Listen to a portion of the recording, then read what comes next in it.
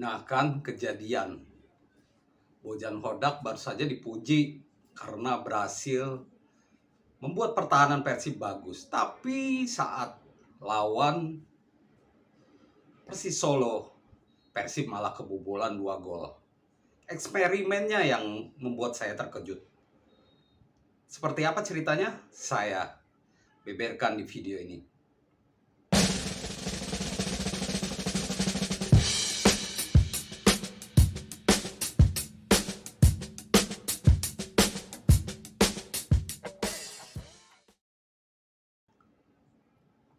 Halo teman-teman, jumpa lagi dengan saya, Devri Saipullah, update bola pastinya, soal Persib. Lagi-lagi Persib karena saya harus menyoroti ini ya, penampilan Persib yang sudah menelan 2 kekalahan dan baru meraih 7 poin saja. Itu pun hasil dari 4 kali imbang dan 1 kali menang. Alhasil Persib harus berada di peringkat 16 klasemen BRI Liga 1. Memang baru pekan ke-7 ya, tapi kalau dibiarkan seperti ini terus tentu berbahaya. Persib kalah 1-2 dari Persis Solo di pekan ke-7 ini. Persib mengawali pertandingan dengan cukup baik. Tanpa disangka, Ciro Alves berhasil mencetak gol indah dengan bagian luar kakinya. Lewat bagian luar kakinya dia bisa membuat bola spin ya, dan berhasil menjadi gol. Ya, itu gol indah.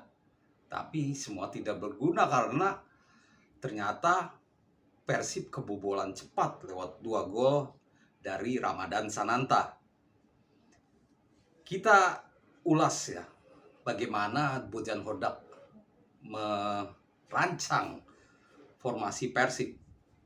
Sebenarnya siapa yang diturunkan Bojan Hodak cukup mengejutkan. Saya tahu bahwa Bojan Hodak ingin mengupayakan lini serang, lini tengah tambah solid dan diharapkan Persib bisa mencetak gol ya. Ini berkaca kepada laga sebelumnya, dia cukup kesal karena belum bisa membawa Persib cetak gol. Dan memang berhasil cetak gol, tapi lini belakang malah keropos. Nah, dari sini saya agak terkejut. Saya di video saya sebelumnya saya bilang bahwa Bojan Hodak harus melakukan perubahan, utamanya di lini tengah. Harus menempatkan pemain berkarakter menyerang atau punya kemampuan syuting yang bagus untuk membantu Ciro dan David yang ada di lini depan. Saya tidak menyangka bahwa dia akan menduetkan Victor Igbonevo dengan Rahmat Irianto. Padahal di laga sebelumnya, di laga melawan Bali United, 2 bek Alberto Rodriguez dan Nick Kuiper sudah bagus gitu.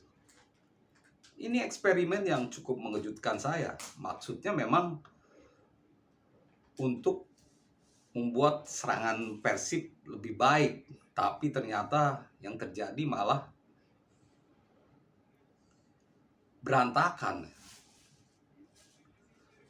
Memang di 7 laga yang sudah dilakoni Persib, saya melihat bahwa pertahanan kacau balau. Mungkin dalam benak Bojan Hodak dia masih mencari 2 bek terbaik. Tapi harusnya jangan coba-coba lah ya lawan Persis Solo gitu.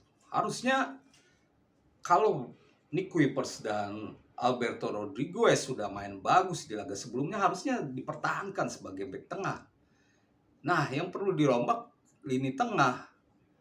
Nah, dengan misalkan Dado diganti oleh Rahmat Irianto. Sebenarnya itu yang saya harapkan dari Bojan Hodak ya. Tapi ternyata yang dilakukan merombak 2 bek tengah. Dan efeknya memang terlihat saat terjadi gol Ramadan Sananta, terlihat bahwa dia tidak terjaga. Dan memang back Persib juga kembali lengah ya, seperti eh, laga-laga lawan masih ditangani Luis Milla. Back Persib mudah sekali terkecoh.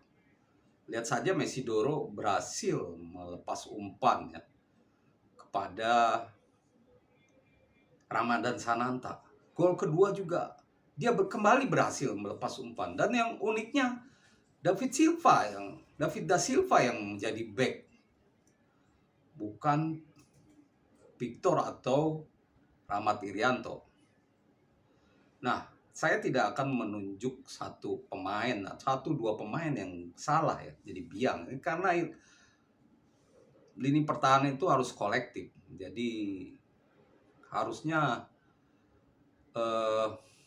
sebelum umpan Mesidoro diberikan itu sudah disaring lebih dahulu. Mesidoro jangan diberi kesempatan untuk memberi umpan. Dan gol balasan Ramadan Sananta menurut saya itu mempengaruhi ritme permainan Persib, bahkan merusak mental pemain Persib, saya pikir ya. Persib terus berusaha untuk mencetak gol, tapi pertahanan Persis Solo cukup baik. Sangat disayangkan eksperimen dari Bojan Hodak, karena ini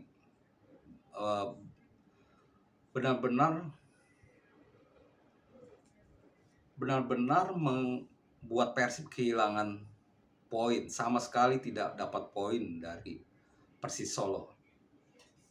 Nah, kembali ke formasi, ini memang cukup pelik ya. Kalau memang Bojan masih mencari-cari back tengah terbaik, harusnya jangan lawan Persis ya. Harusnya di laga yang mungkin lebih ringan atau mungkin bisa momennya tepat untuk mengistirahatkan atau merotasi. Tapi yang dilakukan Bojan ya tidak benar. Sangat disayangkan.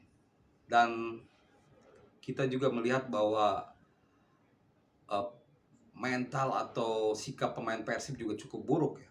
Sudah cukup viral aksi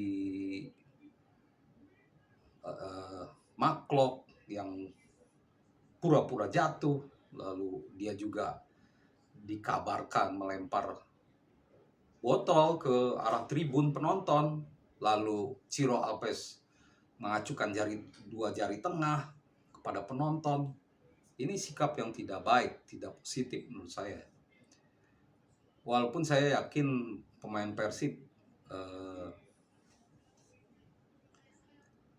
akan memperbaiki kesalahan mereka, seperti yang dibilang Ciro Alves, bahwa mereka akan melupakan kekalahan itu.